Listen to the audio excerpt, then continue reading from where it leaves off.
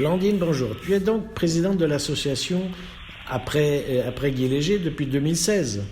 C'est ça. C'est depuis 2016, effectivement. Ça s'est fait comment, cette prise de rôle, cette prise de responsabilité?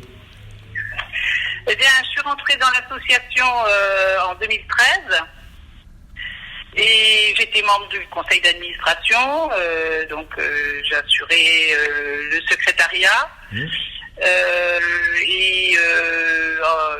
Guy déjà demandait à être remplacé, enfin à ce que quelqu'un prenne le relais. Prenne le relais. Depuis déjà 2011, il essayait de... Ah oui. Oui. Et on ne trouvait personne.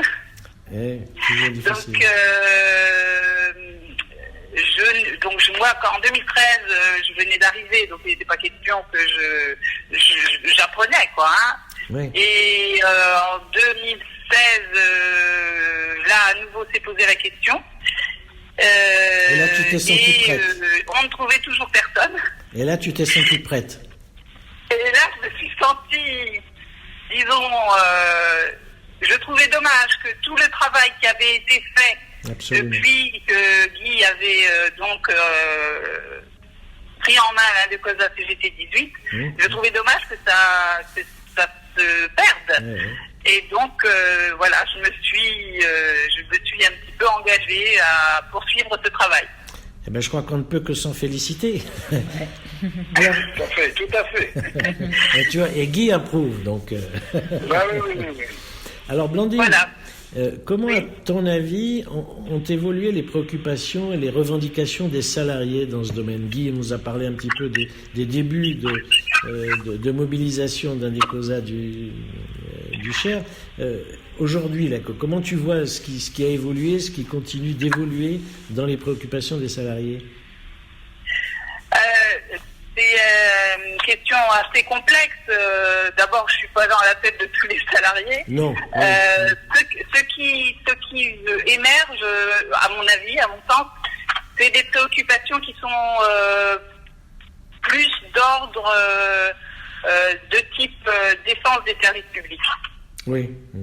Une crainte, et notamment, nous dans le Cher, on a une expérience, que ce soit à la poste, avec des fermetures du bureau de poste dans les campagnes, même dans notre ville, qui a suscité quand même beaucoup de batailles et qui suscite toujours des mobilisations. Et il y a donc aussi la réforme ferroviaire. Oui, la santé, les hôpitaux publics qui sont aussi mis à mal. Oui, ça fait beaucoup, oui. Voilà, donc ça fait partie, je pense, des grosses préoccupations des salariés du Cher. Oui.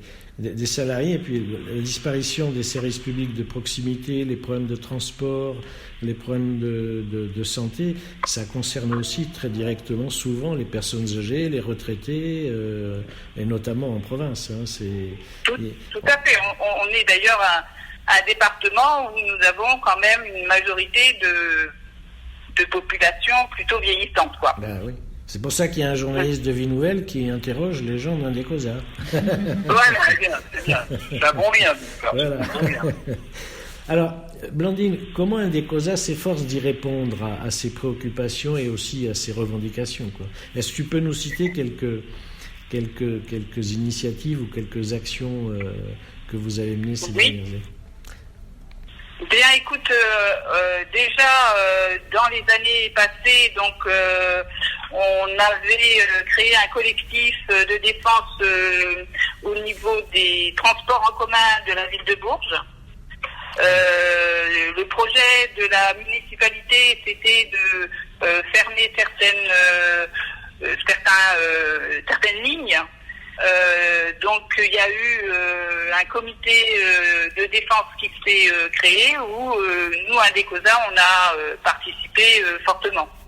D'accord. Ce qui a permis effectivement ça a permis que la municipalité revoie sa copie, si je puis dire. Et écoute les revendications des des gens qui utilisaient ces services de transport en commun. Et ça a été maintenu Donc, du coup, il y a eu même maintien et même développement de certaines lignes. Voilà. D'accord. Alors, bien sûr, on ne se l'attribue pas que nous, Indecosa, mais on y a participé. D'accord. Plus proche de nous, il y a donc ce que j'ai évoqué, là, les fermetures de bureaux de poste,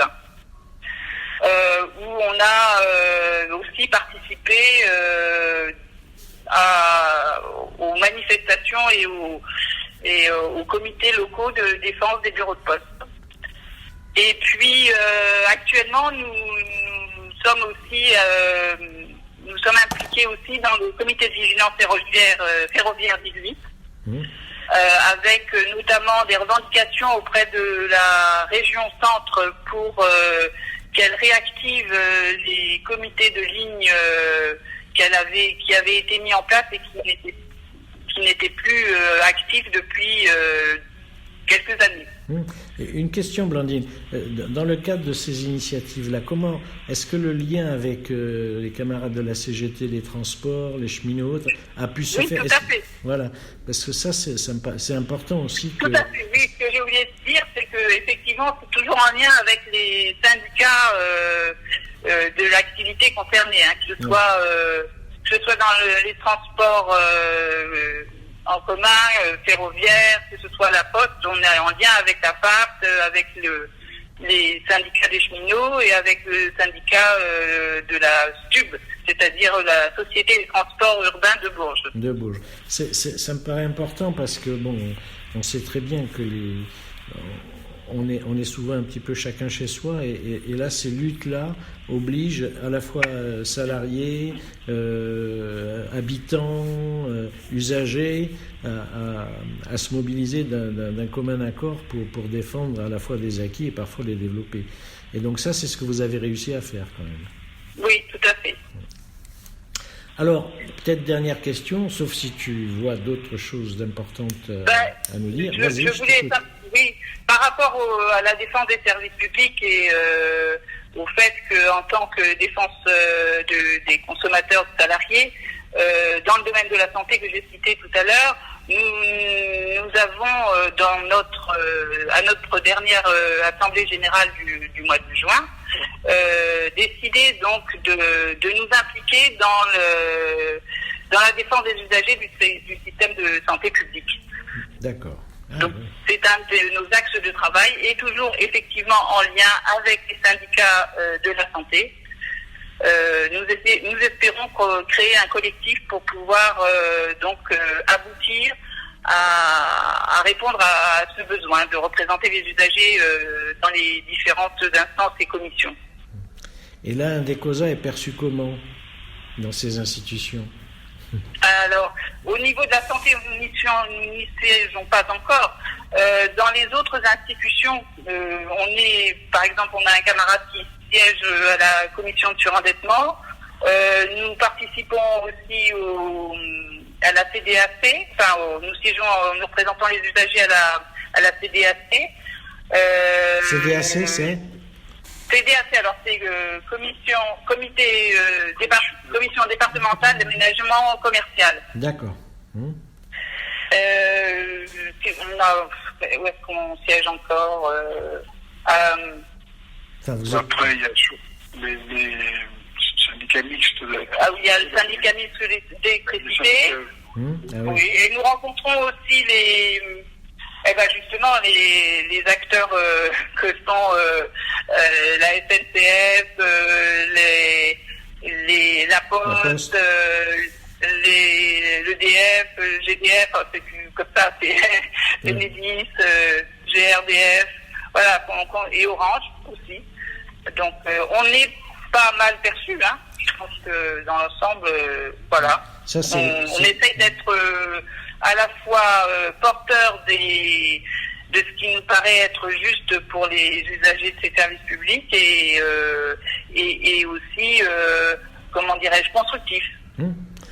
C'est un réel développement d'Indecosa. Alors, pour faire face à toutes ces missions et ces responsabilités, il faut du monde. Comment se porte Indecosa dans le Cher?